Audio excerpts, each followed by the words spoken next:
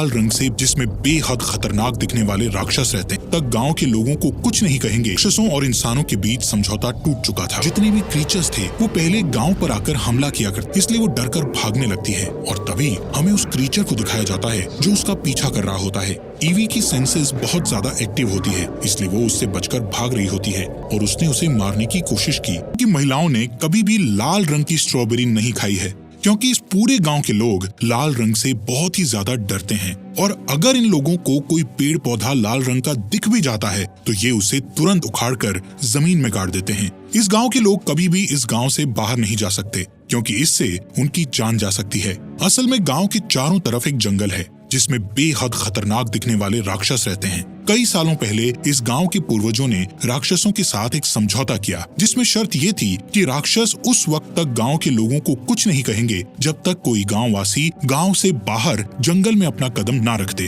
पर अब लूकस नाम का ये मेंटल लड़का जंगल के अंदर जाकर लाल रंग के फल ले आया था, जिससे राक्षसों और इंसानों के बीच समझौता टूट चुका था। इसी रात को एक लड़का अजीब सा शोर सुनता है और जब वो नीचे देखता है तो राक्षस गांव के अंदर आ चुका था, जिससे वो तुरंत बड़ा सा घंटा बजाकर सभी गांव वालों को जगाने लग जाता है। गांव वाले इस घंटे को सुनकर उस राक्षस से बचने के लिए छुपने लग जाते हैं। वहीं इस गांव में रहने वाली एक अंधी लड़की जिसका नाम ईवी है, वो राक्षस की दहाड़ सुनकर बहुत घबरा जाती है। राक्षस भी उसकी तरफ बढ़ रहा था, जहाँ पर हमें एक विलेज को दिखाया जाता है जिसका नाम पेंसिल्वेनिया है। हालांकि इस गांव में हर तरह की खुशहाली है, लेकिन इस गांव से कभी कोई बाहर नहीं जा सकता। इस गांव के चारों तरफ बड़ी बड़ी दीवारें हैं, साथ ही यहाँ पर एक वॉच टावर भी है जहाँ पर हमेशा कोई न कोई पहरा देता रहता है। दरअसल ये गांव जंगल के बीचों बीच था, इसलिए इन गांव वालों का दूसरे किसी भी गांव से कोई भी कांटेक्ट नहीं होता है और जो लोग इस गांव के अंदर रहते हैं वो कभी भी बाहर नहीं जाते हैं। यहाँ पर किसी तरह के कोई पैसे नहीं चलते, यहाँ सब एक दूसरे का सम्मान करते हैं और साथ ही यहाँ पर कोई किसी से भी शादी कर सकता है। लेकिन शादी का एक रूल होता है कि कोई भी किसी को पसंद करता है तो वो कभी उसका हाथ नहीं पकड़ता जब तक कि उसकी शादी नहीं हो जाती। खैर, अब यहाँ पर जो सीनियर लोग रहते हैं उन्हें एल्डर्स कहा जाता है। उन एल्डर्स में से एक एल्डर के बेटे की किसी बीमारी की वजह से मौत हो जाती है। दरअसल इस गांव में किसी भी तरह की अच्छी मेडिकल फैसिलिटी नहीं है, इसलिए किसी भी तरह की बीमारी का इलाज करना यहाँ पर पूरी तरह नामुमकिन है। अगली सुबह दिखाया जाता है कि सब एक साथ बैठकर खाना खा रहे होते हैं और तभी जंगल में अजीब अजीब सी आवाजें आना शुरू हो जाती हैं, जिसे सुनकर सब लोग घबरा जाते हैं। लेकिन यहाँ पर एक लड़का होता है जिसकी दिमागी हालत ठीक नहीं है, जिसका नाम नोहा है। वो हंसने लगता है, लेकिन उसे कोई भी परेशान नहीं करता है और कोई उसका मजाक नहीं उड़ाता है, क्योंकि इस गांव में रहने वाले सब लोग एक दूसरे से बहुत प्यार करते हैं और एक दूसरे का साथ देते हैं। वहीं दूसरी तरफ दिखाया जाता है कि गांव में एक जानवर की डेड बॉडी मिलती है, जिसके बाद इस गांव के सभी एल्डर्स एक मीटिंग रखते हैं जिसमें वो डिस्कस करते हैं कि आखिर उस जानवर को किसने मारा होगा। तभी गांव का नौजवान लड़का लूसियस वहां पर आ जाता है और सभी एल्डर्स से विनती करता है कि मैं इस गांव से बाहर जाना चाहता हूं ताकि मैं मेडिकल फैसिलिटी को यहां तक ला सकूं। हमारे आसपास जरूर दूसरे गांव होंगे। हमारे एक साथी की अभी अभी बीमारी की वजह से मौत हो गई है। अगर हमारे पास मेडिकल फैसिलिटी होती तो हम उसे बचा सकते थे। पर लूसियस की इस रिक्वेस्ट को पूरी तरह से मना कर दिया जाता है। लूसियस की रिक्वेस्ट को मना करने का कारण ये था कि यहाँ गांव के आसपास जंगल में जितने भी क्रीचर्स थे वो पहले गांव पर आकर हमला किया करते थे, लेकिन एल्डर्स ने उनके साथ एक समझौता किया था, जिस समझौते के मुताबिक इस गांव से कोई भी कभी भी बाहर नहीं जाएगा और एल्डर्स इस समझौते को नहीं तोड़ना चाहते थे, क्योंकि अगर उन्होंने ऐसा किया तो वो क्रीचर्स गांव में आकर एक बार फिर से इन लोगों के ऊपर हमला करेंगे। क्रीचर्स से समझौता सिर्फ यहाँ के एल्डर्स ने किया होता है और उन्होंने उन्हें देखा होता है, जबकि नई जनरेशन ने उन्हें नहीं देखा था। लेकिन नई जनरेशन को जंगल से उनकी आवाज आती रहती है और कई बार उन्हें बहुत सारे निशान भी मिलते हैं, इसलिए वो जानते थे कि जंगल के आसपास क्रीचर्स रहते हैं और लूसियस उन क्रीचर्स से नहीं डरता था, इसलिए वो जंगल में जाना चाहता है, पर उसे इस बात की इजाजत नहीं होती है। इसी गांव में एक लड़की रहती है जिसका नाम ईवी है। ईवी देख नहीं सकती और उसकी सेंसेस और उसका दिमाग बहुत तेज होता है। वो नोआ के साथ लूसियस के पास जाती है और लूसियस से कहती है कि मैं जानती हूँ कि तुम मेरा हाथ क्यों नहीं पकड़ते हो, क्योंकि तुम मुझसे प्यार करते हो। और ये बात सच होती है कि लूसियस ईवी से प्यार करता है। लूसियस के पास नोहा भी होता है जिसकी दिमागी हालत खराब है। यहाँ लूसियस देखता है कि नोहा के हाथ में वो लाल रंग का फ्रूट है जो जंगल में पाया जाता है। इस गांव के अंदर कभी भी लाल रंग नहीं लाया जाता था, चाहे वो लाल रंग का कपड़ा हो या लाल रंग का कोई फूल या फ्रूट। साथ ही जब भी गांव में कोई लाल रंग देखा जाता है तो उसे जमीन में दफन कर दिया जाता है। खैर अब लूसियस समझ जाता है कि नोहा जंगल के अंदर गया था और क्रीचर्स ने उसे कुछ नहीं किया, इसलिए एक बार फिर से वो एल्डर्स के पास जाता है और उनसे कहता है कि नोहा के हाथ में वो लाल रंग का फ्रूट था जो सिर्फ जंगल के अंदर पाया जाता है। इसका मतलब वो जंगल में गया था और उसकी मासूमियत की वजह से क्रीचर्स ने उसे कुछ भी नहीं किया। और मैं भी क्रीचर्स से नहीं डरता हूँ, इसलिए मैं दूसरे गाँव में जाकर मेडिकल फैसिलिटी को यहाँ तक लाना चाहता हूँ,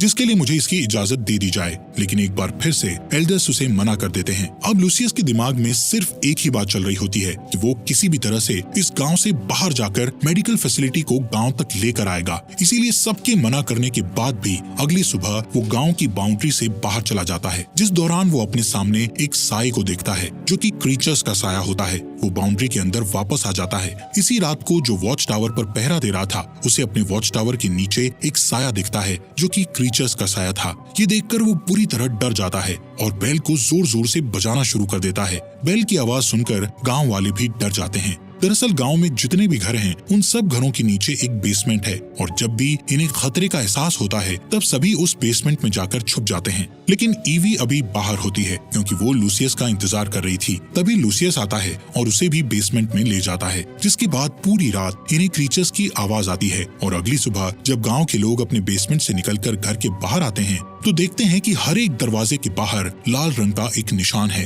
जिसे देखकर सभी समझ जाते हैं कि क्रीचर्स से किया हुआ समझौता अब टूट चुका है। यानी कि क्रीचर्स ने गांव वालों को एक वार्निंग दी है। इसके बाद पूरे गांव की मीटिंग होती है जहां पर सभी एल्डर्स परेशान होते हैं कि ऐसा कैसे हो सकता है। तब लूसियस कहता है कि मैं गांव की बाउंड्री से बाहर गया था और मैंने वहां पर एक क्रीचर को देखा, इसलिए कल रात को क्रीचर्स हमारे गांव के अंदर आए। यहाँ सब जानते हैं कि लूसियस के इरादे गांव के लिए अच्छे हैं, इसलिए उसे माफ कर दिया जाता है और समझाया जाता है कि आज के बाद वो कभी भी गांव की बाउंड्री से बाहर नहीं जाएगा। वहीं ईवी की बहन की शादी होती है, जिस वजह से पूरा गांव खुश होता है। शादी के बाद जब लोग अपने अपने घरों में वापस जाते हैं तो देखते हैं कि उनके घरों के बाहर किसी ने मरे हुए जानवर को लटका रखा है। जानवरों की बॉडी देखकर सब लोग एक बार फिर से डर जाते हैं। सबको डर लगता है कि क्रीचर्स आज भी गांव में आएंगे, इसलिए लूसियस फिर से ईवी के घर जाता है जहां वो दोनों एक साथ बैठते हैं और तय करते हैं कि जल्द ही दोनों शादी कर लेंगे। अगली सुबह पता चलता है कि नोआ, जिसकी दिमागी हालत अच्छी नहीं है, उसे बहुत गुस्सा आता है क्योंकि बचपन से वो ईवी को पसंद करता था। इस वजह से अब उसके दिल में बदले की भावना जाग उठती है, जिसके चलते नोआ लूसियस को चाकू से जख्मी कर देता है। लूसियस की हालत बहुत ज्यादा खराब हो जाती है, साथ ही उसके बचने के चांसेस बहुत कम होते हैं क्योंकि इस गांव में मेडिकल फैसिलिटीज नहीं है। इसके बाद नोआ को एक रूम में बंद कर दिया जाता है। ये एक ऐसा रूम होता है जिसमें कभी भी किसी को भी सजा के तौर पर बंद किया जाता है। अब नोआ इस रूम में बंद होता है क्योंकि वो कोई न कोई गलत काम करता रहता था। ईवी को जब पता चलता है कि नोआ ने लूसियस को चाकू से जख्मी कर दिया है तो वो बहुत दुखी हो जाती है। यहाँ ईवी के पिता एडवर्ड, जो कि गांव के एल्डर्स में से एक एल्डर हैं, वो अपनी बेटी से कहते हैं कि जब तुम्हारी आंखों की रोशनी चली गई थी तब भी मैं कुछ नहीं कर पाया था और अब मैं चाहता हूँ कि मैं जंगल में जाऊँ। लेकिन एडवर्ड की वाइफ उसे जाने से मना कर देती है और कहती है कि हम सब ने एक वादा किया था और हम उस वादे को नहीं तोड़ सकते। और अब ईवी भी तय कर लेती है कि वो इस जंगल को पार करके दूसरे टाउन में जाकर मेडिकल फैसिलिटी को यहाँ पर ला कर रहेगी। उसके पिता एडवर्ड भी उसका साथ देते हैं और गांव के सभी एल्डर्स के खिलाफ जाकर उसे परमिशन दे देते हैं। पर इससे पहले कि वो अपने सफर पर निकलती कि तभी एडवर्ड उसे एक खास खुफिया कमरे के और बहुत सारे ऐसे राज बताते हैं जो कि आज से पहले कभी किसी को नहीं बताए गए थे। और अब ईवी के साथ गांव के 2 और लड़कों को भेजा जाता है। वो दोनों के दोनों अपने सफर में बहुत ज्यादा डरे हुए होते हैं, लेकिन ईवी पूरी तरह से निडर होती है। उसके चेहरे पर, उसके मन में किसी तरह का कोई डर नहीं होता है। दरअसल जब उसके पिता एडवर्ड उसे खुफिया कमरे में ले गए थे तो उन्होंने उसे इस गाँव का राज बताया था। उन्होंने कहा था कि यहाँ पर कोई भी क्रीचर्स नहीं है। दरअसल गांव में जितने भी क्रीचर्स को देखा जाता है वो एल्डर्स में से कुछ लोग होते हैं जो कि क्रीचर्स की तरह कॉस्ट्यूम पहनकर जंगलों में जाते हैं। और ऐसा हम इसलिए करते हैं ताकि कोई भी इस गांव से कभी भी बाहर न जा सके। अब ईवी को सच पता है, इसलिए उसके मन में किसी तरह का कोई भी डर नहीं होता है। उसके साथ जो 2 लड़के होते हैं बहुत ज्यादा डर जाते हैं क्योंकि जंगल से क्रीचर्स की आवाज आ रही होती है, इसलिए वो वापस गाँव की तरफ लौट जाते हैं। लेकिन ईवी ऐसा नहीं करती क्योंकि उसके पिता एडवर्ड ने उसे बताया था कि जंगल से जो भी आवाजें आती है वो एल्डर्स द्वारा पेड़ों पर लगाए गए डिवाइस से आती है जो कि हवा चलने पर आवाज करते हैं। वहीं दूसरी तरफ हमें गांव में दिखाया जाता है जहां पर सभी एल्डर्स एडवर्ड से खफा होते हैं क्योंकि उसने अपनी बेटी को जंगल में भेज दिया था। वो सब कहते हैं कि हमने इतने सालों से मेहनत की थी और हमने एक सुरक्षित जगह बनाई थी, लेकिन अब ये रास्ता और हमारा राज जल्दी पूरी दुनिया के सामने खुल जाएगा। जिस पर एडवर्ड कहते हैं कि ऐसा कुछ भी नहीं होगा, मैंने अपनी बेटी ईवी को सब कुछ समझा दिया है। वहीं ईवी को दिखाया जाता है जो कि जंगल में आगे बढ़ रही होती है। तभी वो एक बहुत बड़े गड्ढे में गिर जाती है और किसी तरह वो उस गड्ढे से बाहर आ जाती है, जिस दौरान उसे क्रीचर्स की आवाज आना शुरू हो जाती है। हालांकि उसके पिता ने बताया था कि जंगल में कोई भी क्रीचर्स नहीं हैं, लेकिन गांव में ऐसी भी कहानियां प्रचलित थी जिसके अनुसार बहुत पहले क्रीचर्स होते थे और वो इंसान की नकल किया करते थे। जिसके बाद ईवी एक लकड़ी तोड़ती है, तब उसे सामने से भी लकड़ी तोड़ने की आवाज आती है। इसके बाद वो एक पत्थर फेंकती है, तब सामने से भी कोई पत्थर फेंकता है, जिसके बाद वो समझ जाती है कि क्रीचर्स सच में उसके सामने हैं।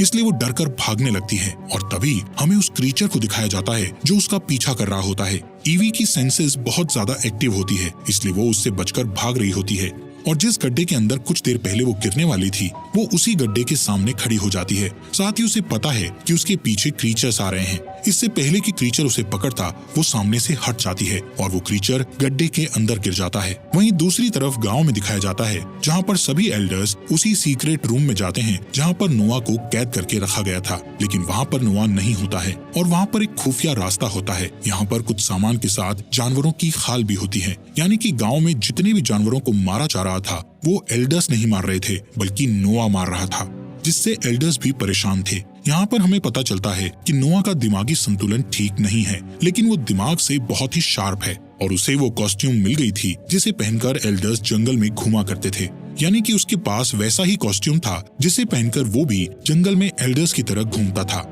इससे पता चलता है कि उसे एल्डर्स का राज पता चल गया था, इसलिए वो कभी भी किसी भी वक्त जंगल में चला जाता था। असल में जिस तरह से सभी एल्डर्स यहाँ पर रहने वालों के दिमाग से खेल रहे थे, उसी तरह नोआ भी उन सब एल्डर्स के दिमाग से खेल रहा था। लेकिन वो ईवी से प्यार करता था, इसलिए जब उसे पता चला कि लूसियस ईवी से शादी करने वाला है तो वो अपना आपा खो बैठा और उसने उसे मारने की कोशिश की, जिस वजह से लूसियस बहुत बुरी तरह से जख्मी हो गया। खैर, जंगल में जो क्रीचर्स ईवी के पीछे थे, जो गड्ढे में गिर गया था, वो कोई और नहीं बल्कि नोआ होता है जो कि अब मर चुका था।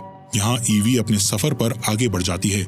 उसके पिता एडवर्ड ने उसे खुफिया रास्ता बताया था। अब ईवी रास्ते पर चलते हुए एक ऊंची दीवार को पार करती है जहाँ पर हम सड़क देखते हैं। तभी वहाँ एक गाड़ी आती है जिससे पुलिस वाला नीचे उतरता है। यहाँ पर हमें पता चलता है कि ये 19th सेंचुरी नहीं बल्कि 24th सेंचुरी है, यानी कि ये हमारा वक्त था। यहाँ पुलिस वाला ईवी को देखकर हैरान होता है क्योंकि दीवार की दूसरी तरफ जो एरिया है उसे एनिमल सेंचुरी कहा जाता है, जहाँ पर कभी कोई नहीं जाता था और ना ही इसके ऊपर कभी कोई प्लेन उड़ता था, क्योंकि ये प्लेन का रूट नहीं होता है। इसलिए गांव वालों को कभी पता नहीं चला कि वो वक्त से बहुत पीछे जी रहे हैं। वहीं अंदर एल्डर्स को ये सच्चाई पता होती है क्योंकि उन्होंने उस गांव को बनाया है। इधर ईवी पुलिस वालों से कहती है कि मुझे मेडिकल हेल्प की जरूरत है। ये कहते हुए वो उस पुलिस वाले को एक चिट्ठी देती है जो कि उसके पिता एडवर्ड ने उसे दी थी और साथ ही उसे एक सोने की घड़ी भी देती है क्योंकि उसके गाँव में पैसे नहीं होते हैं। हालांकि पुलिस वाला अपने सीनियर को बताना चाहता था, लेकिन जब वो ईवी की साफ नीयत और उसके दुख को देखता है तो वो उसकी मदद करने के लिए तैयार हो जाता है और कुछ दवाइयां लाकर ईवी को दे देता है और उसे उसी जगह छोड़ देता है जहां पर ईवी को उसने पहली बार देखा था। इसके बाद ईवी वापस अपने गांव में आ जाती है और जो दवा वो लेकर आई थी वो अपने पिता को दे देती है, जिसके बाद वो दवा एडवर्ड को दी जाती है। यहाँ ईवी सबको बताती है कि जंगल में उसका सामना क्रीचर से हुआ था, लेकिन अब वो मर गया है। ये सुनने के बाद नोआ के माता पिता समझ जाते हैं कि उसकी मौत हो चुकी है, लेकिन वो ये बात किसी को नहीं बताते हैं और गांव में जितने भी लोग हैं उन सब के दिल में क्रीचर का डर अब भी होता है।